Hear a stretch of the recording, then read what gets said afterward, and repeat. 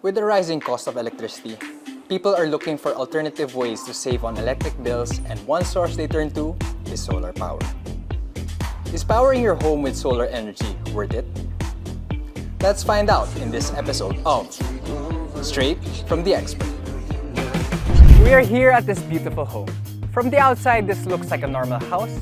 However, this home is equipped with a technology a normal household does not have.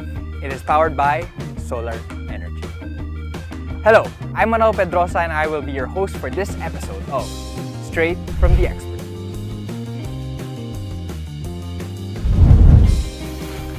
Hi, I'm Francis Cruz and I'm an owner of solar-powered home. On the roof, there are 20 solar panels and they power the whole house. 100% of the energy we consume comes free from the sun.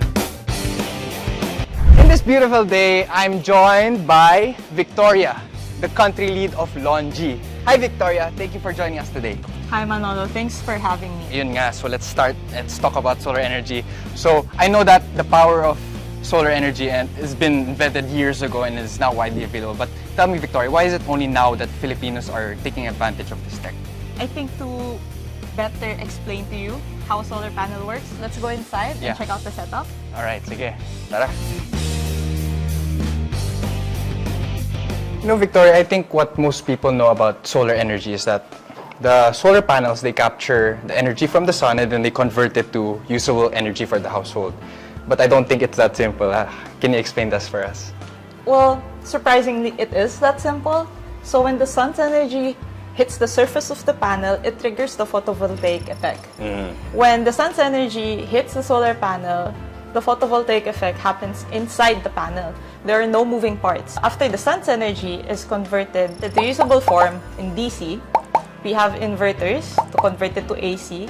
And after AC is when it becomes usable for the rest of the house. So for a 4-bedroom house like this, how many solar panels would it need to be fully powered by solar energy? Considering this specific 4-bedroom household, I think this home has at least 10 solar panels, around 545 to 550 watts per panel.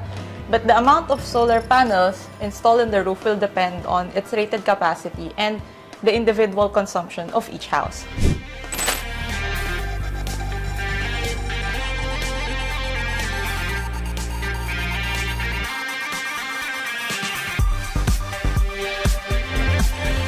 Itong setup na to, panels, hybrid inverter, and the 2 batteries.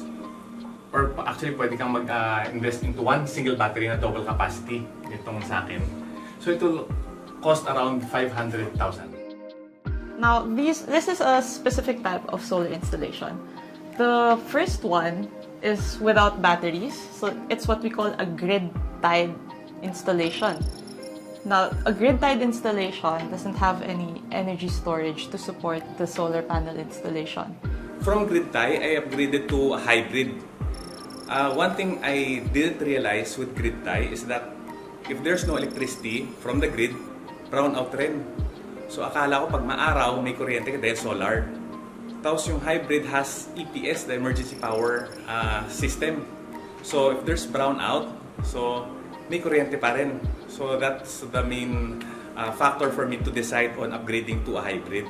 So if you live in an area with reliable electricity source, then you might not need a battery setup. But if you do live in an area where the electricity source isn't as reliable, or it's something that's still being improved on by the utilities or the government, then it might be a good choice to have batteries. So for any solar installation, what is typically needed is, of course, the components, which you can buy locally, as an experienced installer. For the consumer himself, they have to be able to provide the blueprints and drawings of the house so that the installer can trace where they can connect the solar panel installation. After that is you have to provide a history of your electricity bills, and aside from that, you need good storage, a good storage area for your, let's say, batteries and for the inverter. Now this kind, indoor, easily accessible, this is great. So ito, Victoria, yung kitchen. Ito yung kailangan talaga for a full solar power setup. You got your lights, ref, microwave, all these appliances. And yun nga, Francis of this house mentioned nga he spent around 400 to 500,000 pesos for this setup. So, could you go in depth on why, ba't ganun yung price niya? Specifically for Francis' home, for his family, they opted to use batteries. Now, batteries can really swing the price. Yeah. Without batteries, probably the cost of your house, let's say 3-bedroom, 4-bedroom, something similar to where Francis lives in, is you're looking at around 150 to 200, 250. If you have a bigger house, cost is bigger. If you have a smaller house, then probably the cost is optimized to be lower. So let's go minimum. How much would it cost to just, let's say, power one aircon? For a 1 horsepower aircon, you'll probably need 2 550-watt LONGi solar panels. It's a beautiful day, isn't it? It is. So siguro that's why din viable yung solar power dito sa Philippines. Kasi it's hot. The sun is always out, no? Right? So paano kung it's cloudy or may bagyo? Paano yun? So that's a good question for the Philippines. So considering na regularly tayo binabagyo compared to other countries, actually solar panel is great. Solar panels are great in this situation. It actually makes your roof heavier. Mas mahirap siyang dalhin ng hangin. There's more force to bring it down if properly installed.